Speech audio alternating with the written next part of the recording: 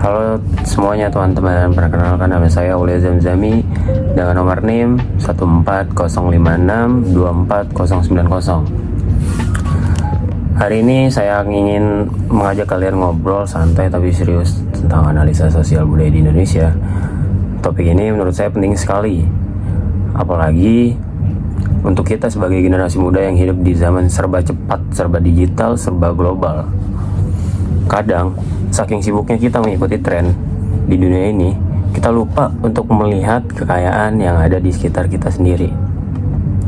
Jadi, saya akan membahas ini tidak hanya dari sisi teori, tapi juga saya ingin menghubungkan dengan pengalaman sehari-hari, supaya obrolannya lebih nyambung dan kalian juga bisa ikut merefleksikan diri. Part pertama tuh, mengapa sosial budaya itu penting.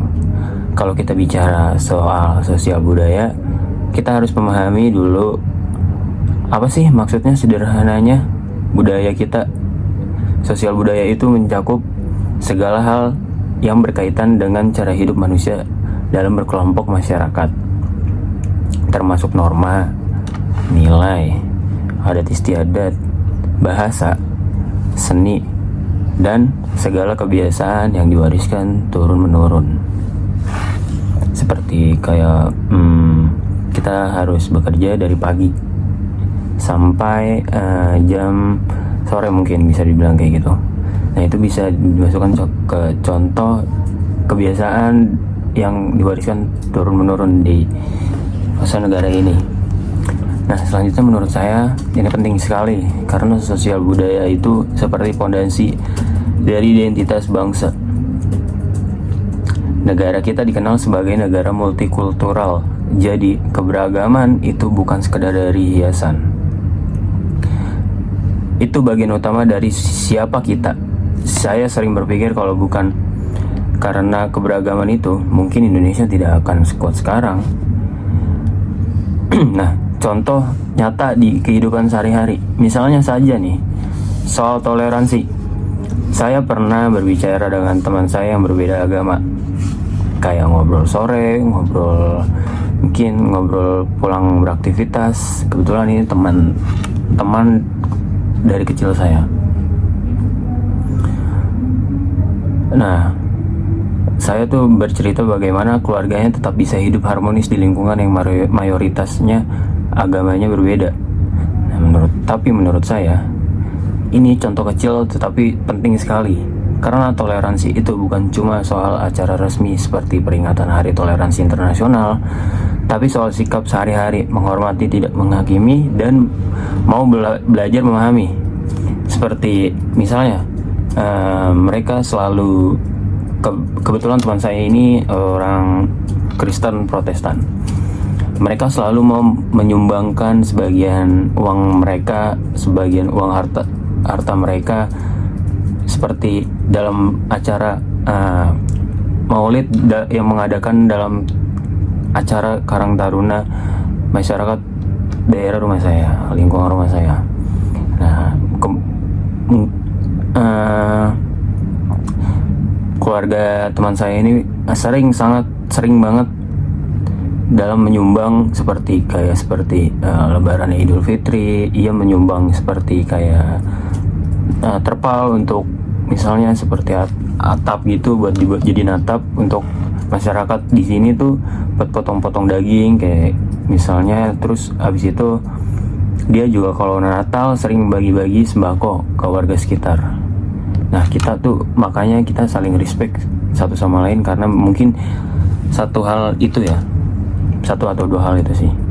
Contoh lain nih, sosial budaya lokal. Saya sendiri tinggal di kota besar di Jakarta nih, tetapi kadang saya merasa sayang sekali karena banyak teman-teman saya yang lebih memahami budaya Korea atau budaya Barat dibandingkan budaya daerahnya sendiri.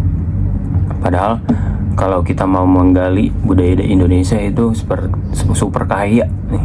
Dari batik udah banyak banget motif Megamendung, motif lain-lain lah. Terus tari-tarian banyak banget, tari kecak, tari piring, ada lagi nanti silat, wah banyak deh. Terus selanjutnya ada upacara adat. Upacara adat tuh dari per provinsi hampir ada semuanya. Itu bisa lebih dari 10 atau 8 ya. Terus makanan daerah, misalnya lontong sayur Minang, terus lontong sayur di luar Minang lagi ada, terus gado-gado, ketoprak, banyak banget deh pokoknya. Terus sampai cerita rakyat yang unik di tiap daerah. Tapi pernah gak sih kalian tuh sayangin banget nih berpikir kenapa sekarang makin jarang anak muda yang bisa berbicara dalam bahasa daerahnya sendiri?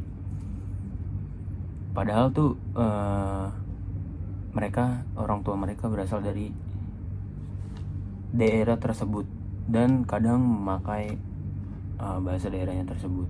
Tapi anak muda sekarang lebih suka pakai bahasa gaulnya dia sekarang.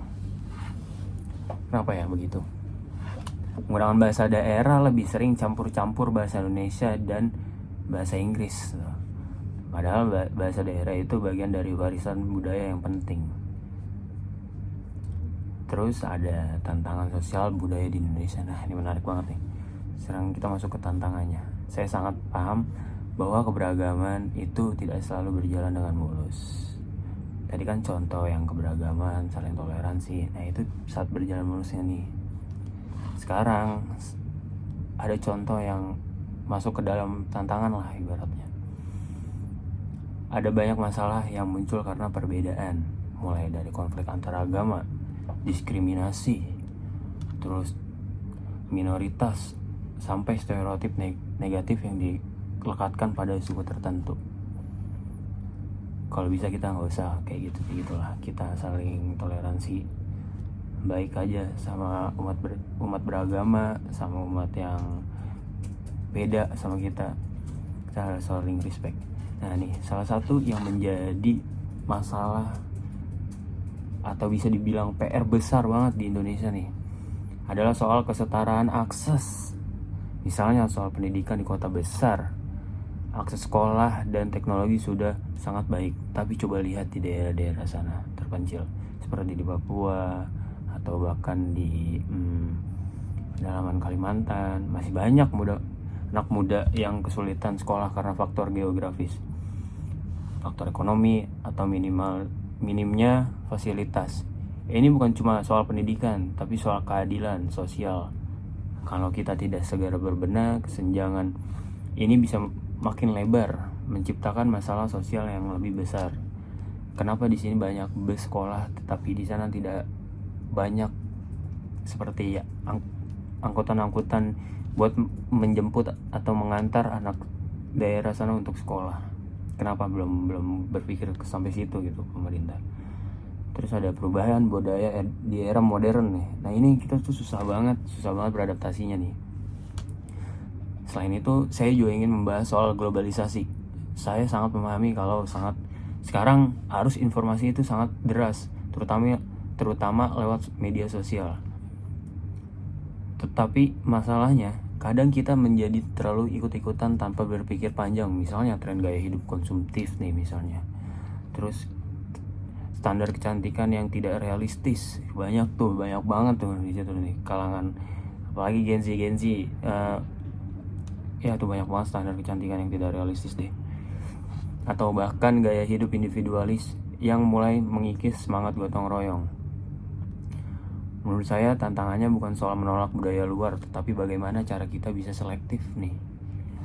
Selektif dalam artian mengambil yang baik dan menyaring yang tidak sesuai dengan nilai lokal kita. Saya tidak bilang kita harus anti globalisasi. Saya tidak bilang seperti itu. Tetapi kita harus punya filter supaya tidak kehilangan identitas budaya kita, identitas negara kita. Nah selanjutnya nih, yang gak kalah seru nih, ada lagi peran generasi muda sekarang. Apa peran kita? Saya percaya sekali perubahan sosial itu tidak selalu harus dimulai dari pemerintah atau tokoh besar, bisa jadi dari diri sendiri.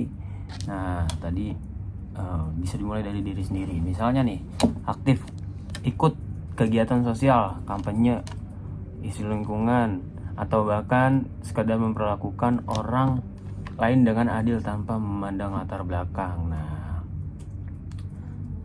Saya percaya nih, generasi kita tuh punya potensi luar biasa untuk membawa Indonesia menjadi lebih baik, untuk mewujudkan Indonesia emas di 2045 itu. Kita sudah hidup di era yang serba terbuka, tinggal bagaimana kita mau memanfaatkan peluang itu untuk hal yang bermanfaat. Jangan sampai nanti kita menyesal karena terlalu sibuk mengikuti arus global sampai lupa ngurusi rumah sendiri. Nah, itu dia yang bahaya, guys. Nah, jadi kesimpulannya nih, sosial budaya di Indonesia itu kayak dinamis gitu. Ngerti gak sih, kayak dinamis gitu. Sekaligus penuh tantangan. Tugas kita bukan hanya memahami teorinya, tapi juga menghidupi dalam kehidupan sehari-hari. Mulai dari menghargai perbedaan, memperjuangkan keadilan sosial, sampai menjaga identitas budaya di tengah derasnya arus globalisasi. Nah, itu yang harus digarisbawahi gitu. Nah, terima kasih banyak untuk kalian yang sudah mendengarkan obrolan saya dari awal sampai akhir. Yang saya berharap apa yang saya sampaikan hari ini bisa menjadi bahan refleksi kita nih. Bukan hanya untuk kalian, tetapi juga untuk saya sendiri. Ayo sama-sama kita menjadi generasi muda yang bangga sebagai orang Indonesia dan mau terus belajar untuk menjadi lebih baik. Sampai jumpa di obrolan berikutnya, teman-teman. Terima kasih.